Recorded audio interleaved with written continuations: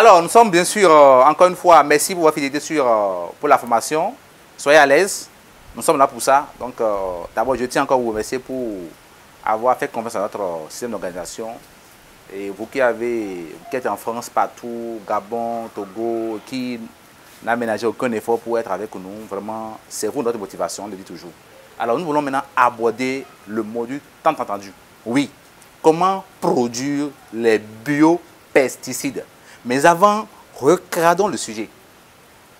Plaçons le sujet dans son contexte. Pourquoi? En quoi est-ce que c'est important d'aller vers les biopesticides? Et c'est quoi alors un biopesticide? Les amis, on a parlé déjà dans nos modules passés du comportement d'une plante. On a dit qu'une plante, c'est trois choses. Il faut de l'eau, il faut de l'engrais. Ou bien, mais quand la plante trouve de l'eau et trouve de l'engrais, elle va grandir, il n'y a rien à faire. Dans son développement, la plante s'attire des insectes, des ennemis, par son parfum qu'elle émet. Donc, le numéro 1, c'est quoi? C'est les insectes. Quand les insectes vont venir sur la plante, là, ils vont toucher, picoter les feuilles, là. Ils vont laisser les traces, ils vont empêcher la plante d'avoir de très belles feuilles. Donc, il faut un insecticide pour les traiter. De l'autre côté encore, la plante peut avoir des problèmes d'acariens, des araignées. Ils vont venir sucer la sève et laisser le venin. Vous allez voir les plantes qui font un jaunissement, qui ont des problèmes liés au frétissement, tout ça, c'est les acariens. Donc, il faut un acaricide, un molécule destiné à renverser les acariens.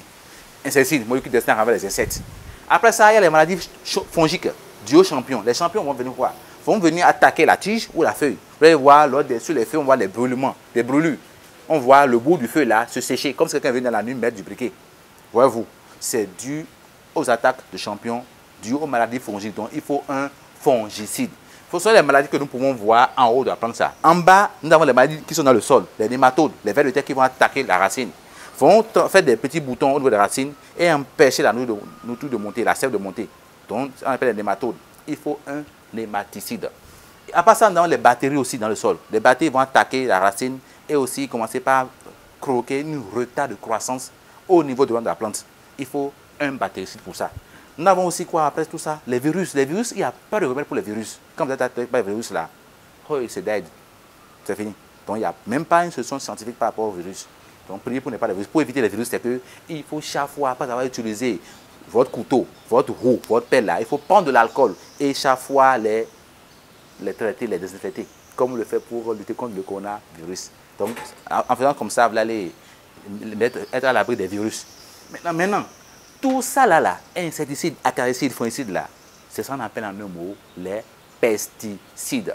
Donc, un pesticide, c'est un produit qui désigne à la fois un insecticide, un acaricide, un fongicide, et etc. Alors donc, comprenez maintenant ça s'appelle pesticide. Maintenant, pourquoi il faut maintenant aller vers les biopesticides? Parce que les insecticides que nous avons sur le marché, les insecticides chimiques, quand on applique ça sur une plante, après, ça rentre dans la sève et nous mangeons ça après.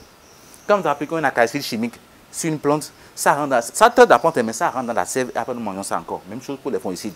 Donc, et puis encore, aujourd'hui maintenant, les gens appliquent ces produits chimiques-là sur les feuilles et sans rien nous dire, nous, mangeurs ou bien consommateurs, on achète les légumes et qu'on amène à la maison et après, c'est peut-être avant-hier que le producteur a mis sur ça des acides chimiques.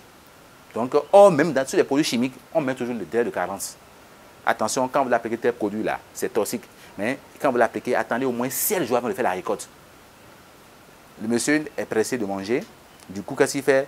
Il est un producteur, il a appliqué un insecticide chimique, carbofuran, carotima, tout ce que vous connaissez, ou bien un insecticide chimique. Et la bonne dame vient acheter chez elle. Donc, du coup, il vend ça sans dire à la bonne dame que, attends, j'ai appliqué hier un insecticide. Et ça vient directement sur l'étalage des bonnes dames et nous achetons ça. Or, c'est des produits qui sont dangereux pour l'organisme. Donc, il est opportun que nous allons vers les biopesticides. Alors, voilà ce qui en est de l'explication sur les biopesticides. Maintenant, nous allons parler maintenant de cas par cas. Salut les amis, encore une fois, merci pour l'assistance, merci pour l'écoute. Nous sommes bien sûr infatigables, hein, nous sommes là pour vous. Nous sommes là pour parler maintenant de la production du biopesticide à base de l'ortie.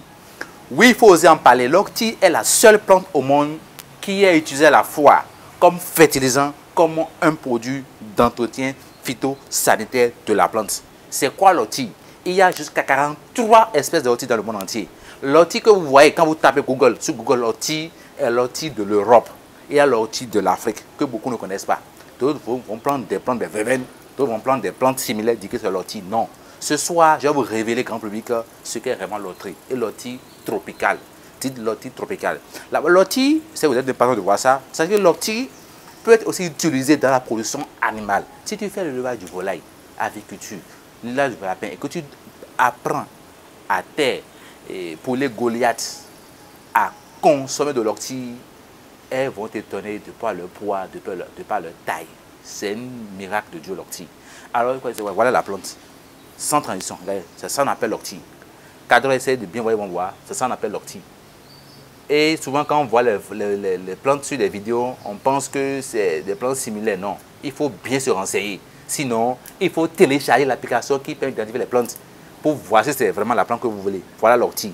L'ortie, comme vous voyez comme ça, c'est une plante qui pousse là où le sol est riche. C'est d'avoir même un critère de voir si ce sol est un sol riche. Pour identifier les sols riches là, la présence d'ortie vous signale que le sol a un sol qui est riche. Et l'ortie pousse là où ça veut. Hein. L'ortie aussi est utilisée au niveau de la cosmétique pour traiter le foie. Oui, Jean Pléa, paix à son âme. Jean Pléa nous a démontré à travers son livre, Les remèdes naturels, que l'ortie est très utile pour traiter les problèmes de foie.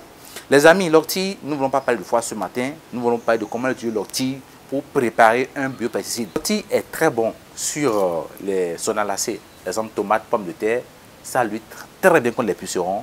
Sur les légumes feuilles, c'est très bon pour renvoyer les insectes.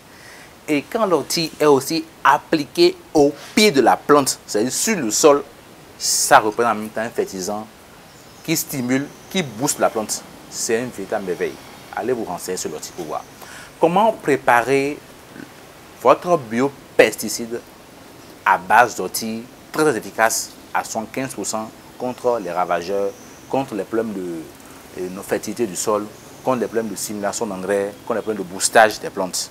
Alors, il vous faut seulement 1 kg de feuille d'ortie. Priorisez l'ortie dont la feuille est jeune. Nous ne voulons pas l'ortie qui a déjà de graines. Quand ça a de graines déjà comme ça, c'est plus efficace. Mais priorisez l'ortie qui est encore dans la fleur de l'âge, qui n'a pas encore assez de graines. Exemple, regardez ça là par exemple. Ça n'a pas encore de graines. Alors c'est efficace pour le purin d'ortie. Nous voulons obtenir ce qu'on appelle le purin d'ortie. Comme on peut aussi obtenir le purin de tomate. On peut utiliser les feuilles de tomate pour en faire un pesticide. Bien sûr, les feuilles de tomate aussi traitées, macérées pendant 24 heures dans l'eau, après avoir coupé, peut aussi être un insecticide efficace contre les insectes aussi. Priorisons l'agriculture naturelle. Alors donc quand je prends l'ortie comme ça, je vais prendre 1 kg d'ortie, tige comme la feuille, coupée. Je mets dans un récipient. Je vais sur ça alors maintenant 10 litres d'eau. Je laisse pendant 14 jours. Je vais laisser macérer pendant 14 jours. Je ouvre, après 14 jours, je vois. Si je vois que, attention, ça fait des bulles, ça veut dire que c'est en fermentation. Je vais encore compléter l'eau, jusqu'à ce que les bulles s'arrêtent. Et une fois les bulles s'arrêtent maintenant là, je vais voir encore, je vais laisser encore. Après 2-3 jours, quand je vois que les bulles ne sont plus là, je vais sortir ça maintenant et je vais rincer. Je prends la solution maintenant qui est là.